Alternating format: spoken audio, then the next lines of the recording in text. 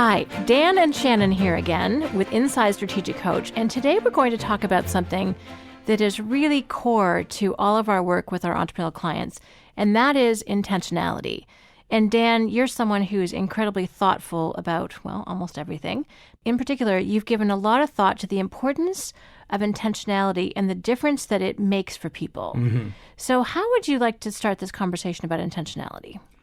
In explaining intentionality to myself, it's that I try not to go into any situation without being clear what I want as the best end result of being in the situation.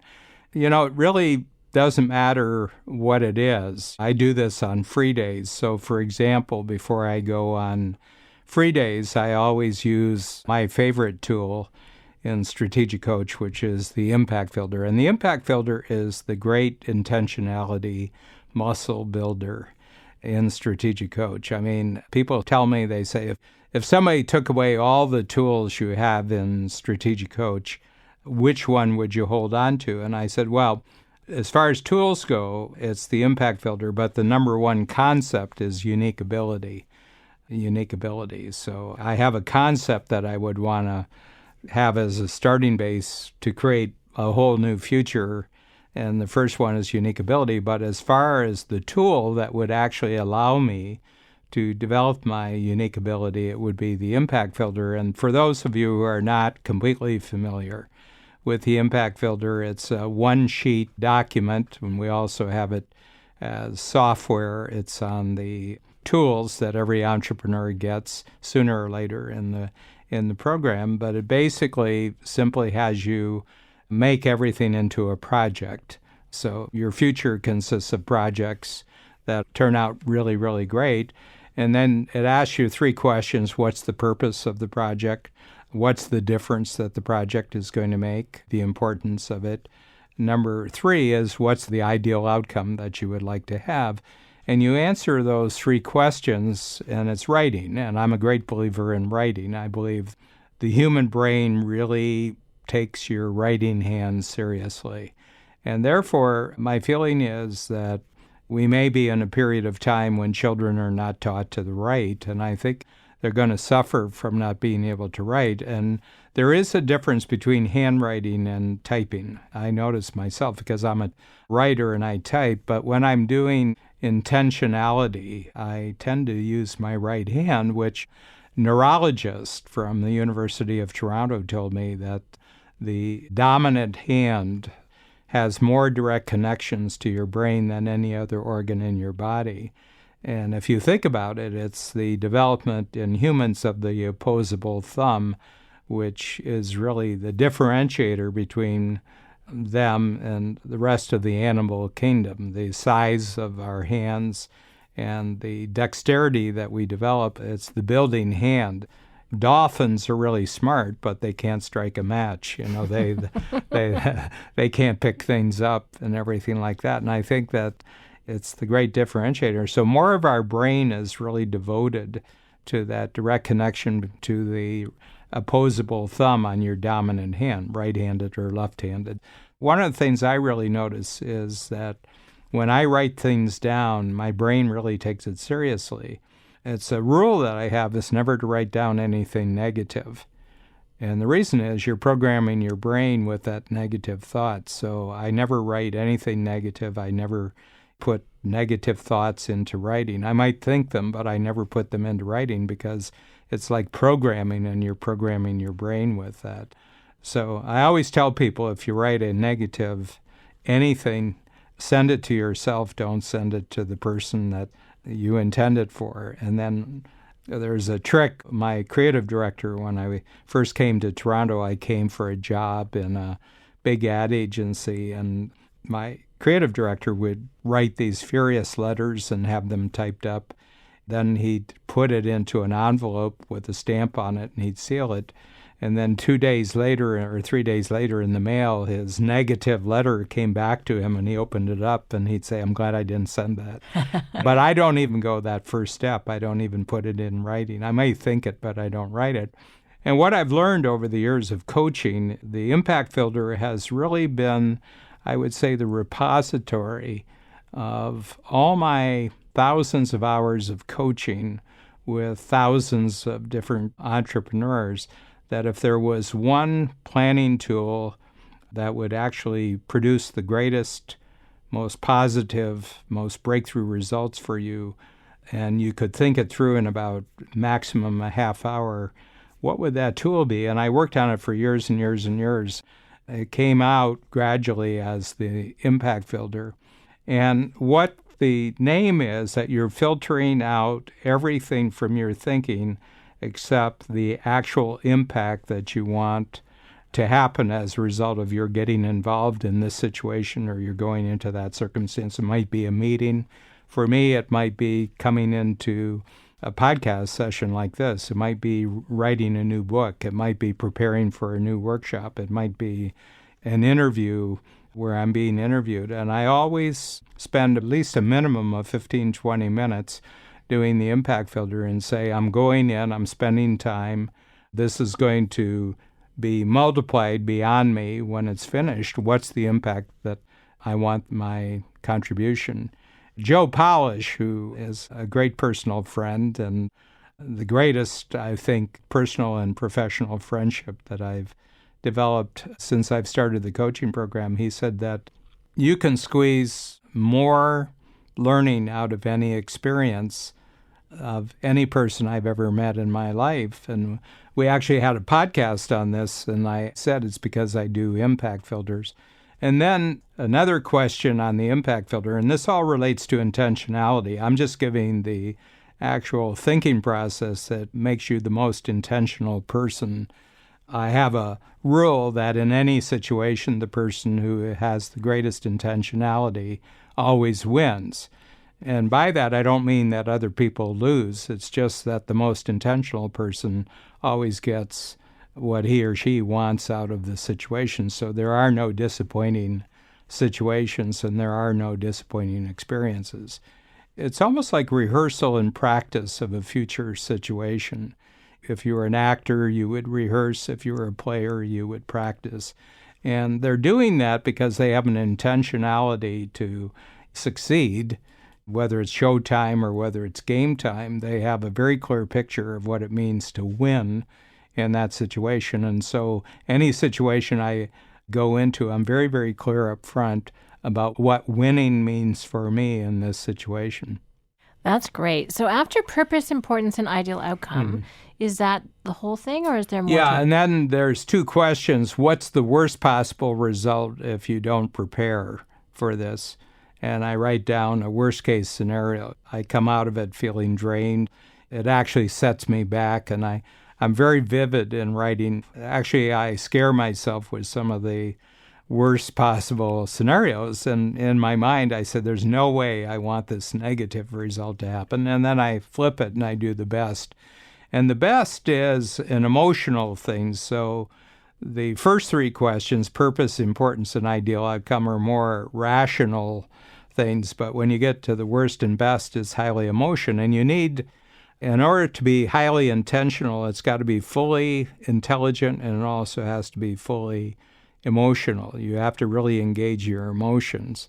And so I'm really pumped up when I go into the situation. And then the third part of it is, I've really sold myself that I want it, but how am I going to measure the success? There's a part of the impact filter. It's actually got 8 boxes. Essentially, it calls success criteria, and that what has to be true if this is really successful. And I'll write down as many points. When I'm finished this situation, this has to be true, this has to be true. And these are very measurable. They're very detailed, very, very small.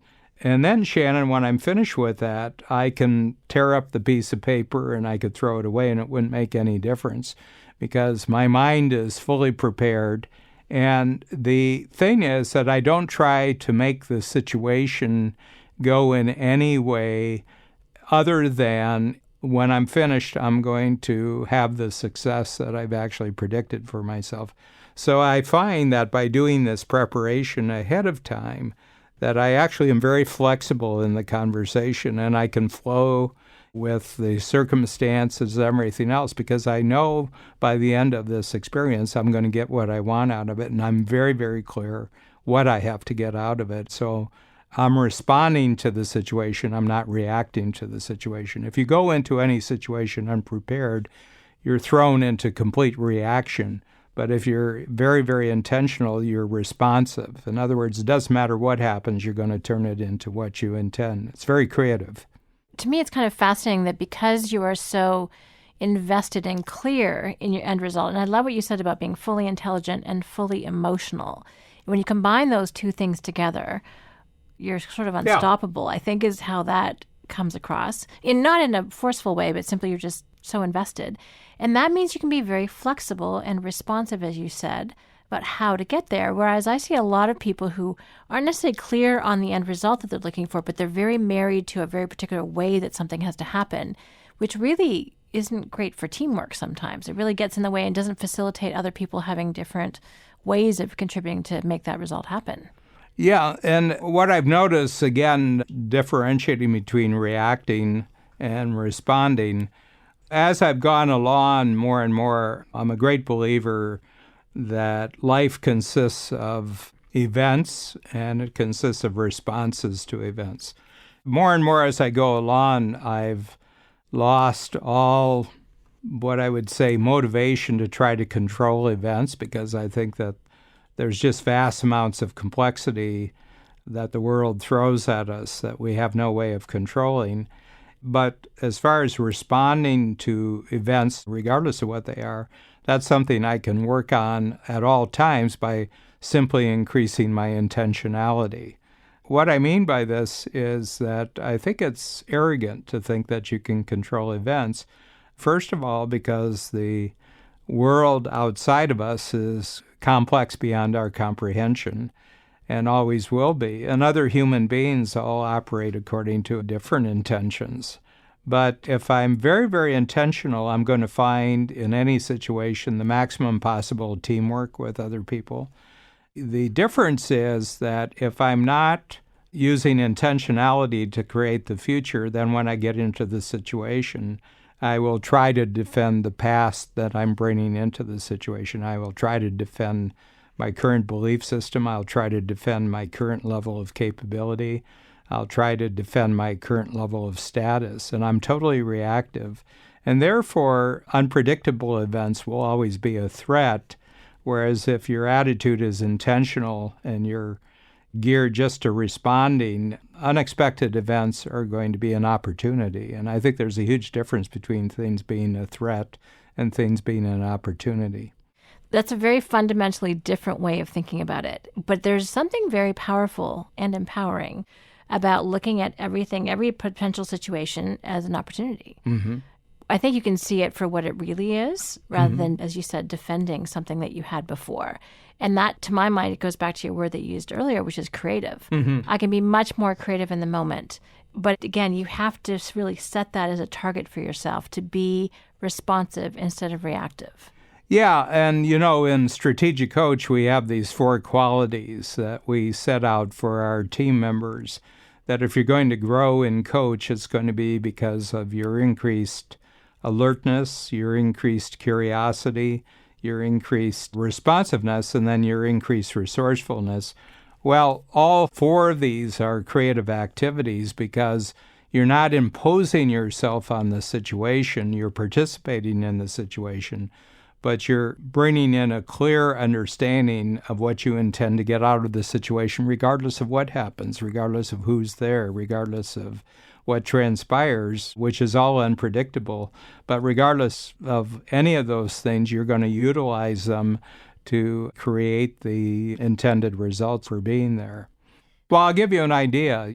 In my life, I've gone through operations, surgical operations. I use the impact filter to set up what's going to be the best possible experience of going through the operation, which is in a hospital, where during the operation itself I'm not there, because of general anesthesia. But what I have come down to is that surgery is an extraordinary example of great teamwork among people with unique abilities. their intention is that it's going to be successful. Their intention is that whatever is the best health and fitness outcome from the operation, they want me to have it. And therefore, my intention as a patient to go in is that I'm going to be a team member with the surgical team.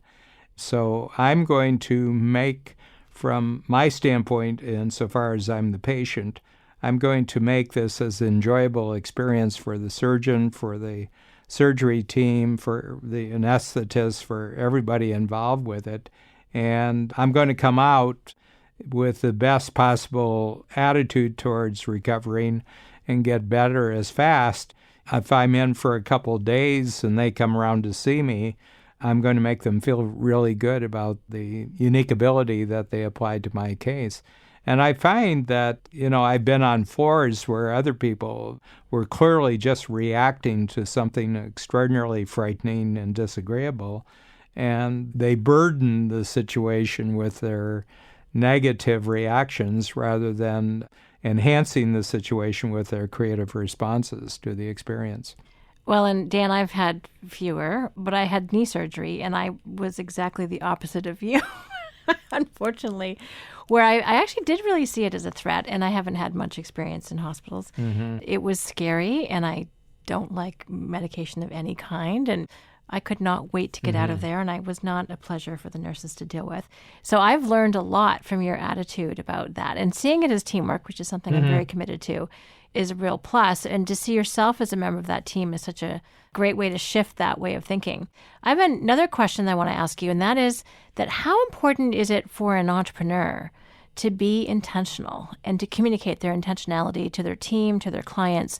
How important a skill is this for entrepreneurs? Well, it's everything, simply because nobody forced you to be an entrepreneur. This is a total choice. I mean, if you're an intelligent person and you're talented, there's more than enough jobs working for someone else out in the marketplace. You could have taken that route, but you chose to depart from the more normal, conventional way of earning a living, of having a successful life, and you've departed from that. So you have to take 100% responsibility that if being an entrepreneur is an unpleasant experience for you, that's nobody else's responsibility. It's strictly your responsibility. I tell the entrepreneurs 95% of your problems as an entrepreneur is that you actually haven't taken 100% responsibility for the choice that you made to be an entrepreneur. And you're still searching for a way to blame things on other people because opportunities are not being given to you. Financial security is not being given to you. And I said, you departed from that a long time ago. There was a fork in the road and you took the path least traveled. Once you choose to be an entrepreneur, nobody else is responsible for anything that happens to you in the future. And therefore, what goes along with 100% responsibility for being an entrepreneur is 100% intentionality about the results that you want to get out of every entrepreneurial situation. And that means vast amounts of teamwork with other people. If you had a bad day, remember you're the one who created the bad day with your lack of intentionality about what you actually wanted to get out of the day. Nothing is given to you by the world if you're an entrepreneur. It all has to be created out of your intentionality. You just made it so crystal clear that intentionality is really at the heart of someone's success or happiness with that.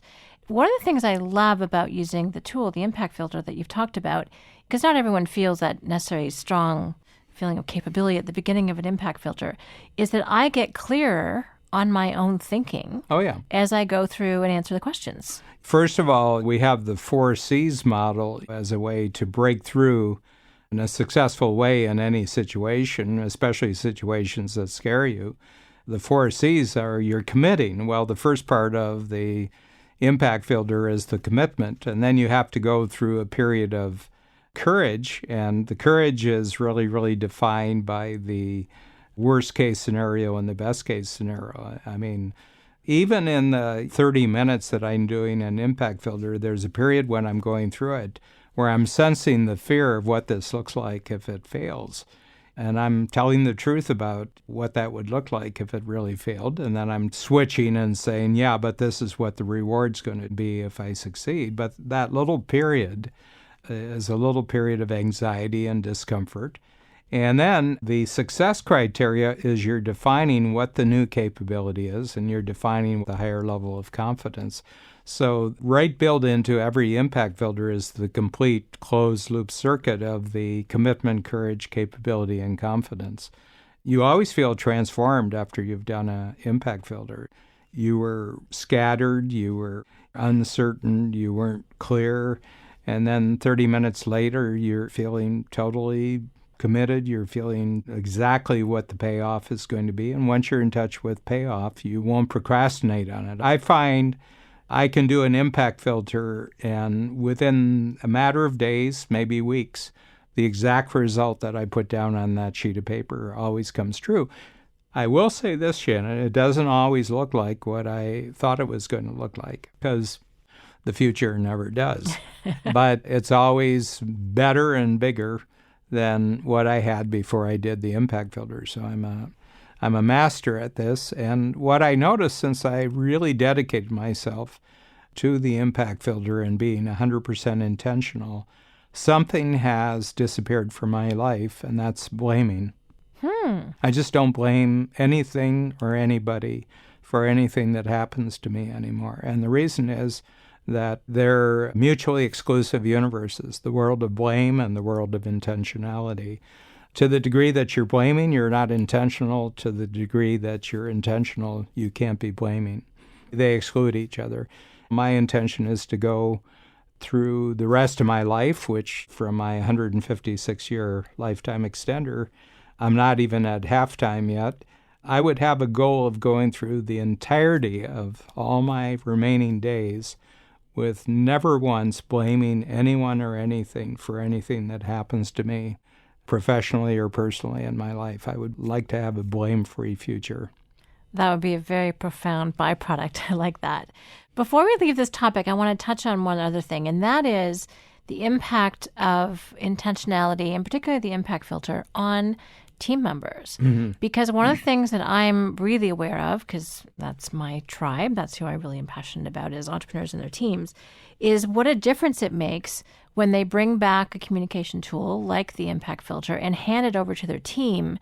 If you're the make it up person, this is what their team needs in order to make it real and to make it recur. And so many times entrepreneurs have these great big visions and these great ideas, and they say them in the hallway, or they pull together people in a meeting, and then everyone leaves thinking they heard the same thing, which they clearly did not.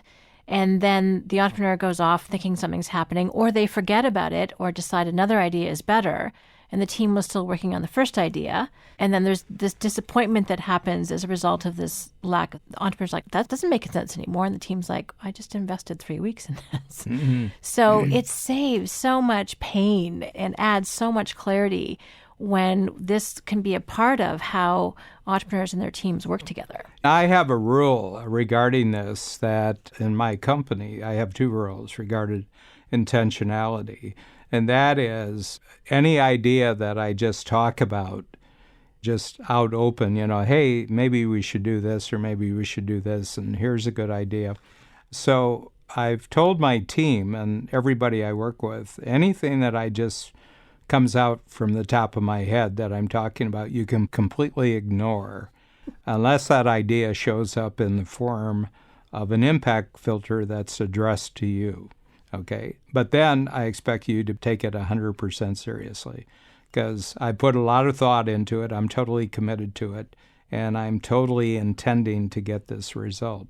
So I freed my team up from wondering or guessing what Dan has on his mind simply by taking 100% responsibility for telling them exactly what I have on my mind, with measurable results and the complete context of why it's so important, what the difference is that it'll make, what the ideal outcome, and what the worst result, what is the best result. So that's one side of the equation. The other side of the equation is where team members would like me to be involved in something, whether it's a meeting or they would like me to do something. I said, you'll get 0 response out of me unless your request shows up in an impact filter. And I said, if it shows up in an impact filter, I'll take it 100% seriously. I'll respond immediately. But don't expect me to be involved in any of your activities unless you send me an impact filter telling me your intentionality about the whole project. And here's the interesting thing. This has happened to me 3 times in the last week, where team members put a lot of thought, put it into an impact filter, and send it to me. And it's got to be the day before. Then they set a meeting to talk about their impact filter. They sat down with me and they said, so what'd you think? I said, let's do it. Mm-hmm. Let's do it. And they said, no question? No, I said, crystal clear. Let's go ahead and do it. Well, that's what I was going to say, Dan. I've had some of those meetings with you, not in the last week. I'll go through the impact filter with you and you're like, great, good. And that's the meeting. The meeting is so short. It can be literally a minute or less, which is so empowering. It's not this big, belabored conversation. It just increases the speed. And I'm all about velocity. So. And I find the team members, I always give them a 2-day grace period when they get my idea because, I'm a 10 quick start and they're not. Oftentimes they're law and fact finders or law and follow-throughs because those are the skills that I'm completely lacking. So I make up for them in terms of my teamwork. But people who are fact finders and follow-throughs need to process what it is that I'm intending because they have lists, they have schedules, they already have things that have to do, and they have to come to grips with what's already on the go to consider my request. So I always give my team members a 2-day grace period. They have to tell me immediately that they got the impact filter because I send them in PDF form. But the moment that the 2-day mark, they'll come back and they said, well, totally get what you're after here. Would suggest that we approach it this way or this way, this way. And I said, good, let's go for it. I'm only interested in the result. I'm not interested in the path to get to the result, but I've given them the measurements that says what it looks like when it's finished. And that is so freeing for team members. I mean, talking about the Kolbe profiles that you're referencing with the Fact Finder, Follow Through, Quick Start, and Implementer, it's how people strive, and we all strive very, very differently. And by giving that grace period and having that final end result, it gives people enormous creative teamwork freedom to help do that in their best way possible. Whereas a lot of times I'll see people try and dictate the process and not get the end result that they're looking for because it doesn't tap into the talents that's around them. Yeah, there's a conversation that I've had forever, going back 40 years with entrepreneurs. They look at Strategic Coach and they say, you've got really great team members. I don't. My team members aren't good enough. And I said, is that the problem or their employer is not smart enough? I said, are they guessing all the time what your intentions are? Are they in the dark about what's really important to you? Are they continually kind of anxious about how their results are being measured and whether it's good enough or not? And they said, yeah, it's all the time because they're not good enough. And I said, no, you're not someone that good people can really work for, because I said, none of my team members are ever in the dark in the least about what it is that I want done. And the reason because they have it in written form in the layout of the impact filter, and unless they get it in an impact filter, I don't expect them to do anything related to me. So I've created this very, very simple, very straightforward world where I'm never guessing about them and they're never guessing about me, and it frees up a lot of energy that gets wasted in a lot of entrepreneurial situations. Well, thank you, Dan. I love this concept because it closes a gap that I see between entrepreneurs and their teams all the time, which is painful to watch sometimes. And the better you get at it, the easier that teamwork and that collaboration becomes. So thank you. As a result of this conversation, I know I'll be even more intentional than before. And I look forward to hearing our listeners' comments on this too, because I think it's a very relevant topic for everyone's business. Thank you, Shannon.